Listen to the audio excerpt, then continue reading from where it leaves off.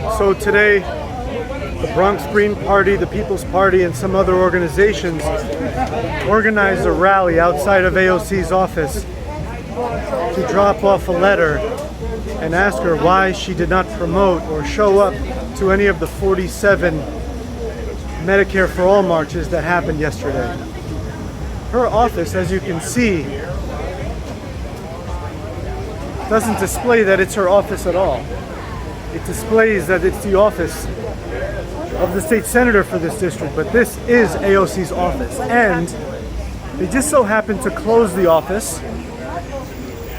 today after they found out that this event is going to be held. Tell me what happens when someone with the best of intentions runs for office with the Democratic Party? Well, I'll tell you, Chris, you might have the best intentions as a progressive, but ultimately the leadership determines the direction of the party.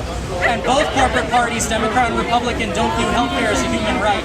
So even if your agenda going in as a Justice Democrat was to provide healthcare to all people, ultimately Nancy Pelosi is your master. That's why AOC has called her Mama Bear, because you need to make sure that you take the revolution outside of the two-party duopoly if you want material change for the working class, because you can't shoehorn a working class movement into a corporate party. And as you saw with Bernie running for president 2 times, the DNC kneecapped and rigged the primary against him. We all saw what happened with the Shadow app in Iowa, and Bernie Sanders with... So Edwin, tell me, why is it important to organize outside of the two-party duopoly, and what happens when someone with the best of intentions runs for office under the Democratic Party?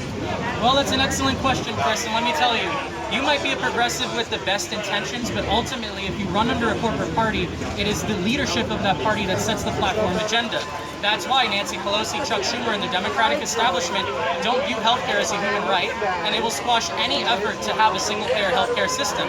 That's why AOC, unfortunately, is no longer talking about Medicare for all. She could have used her platform to amplify our voices. Heck, she could use her platform to support a public option, but she and the squad are not talking about it, and that's because you can't shoehorn a working class movement into a corporate party. Unfortunately, we know that the Democrats and Republicans are bought and paid for by the private insurance companies and the big pharmaceutical industry, and therefore, indirectly, technically, progressives are owned by them as well. We have to take the revolution outside of the two-party duopoly if we want material change for the working class. Take care.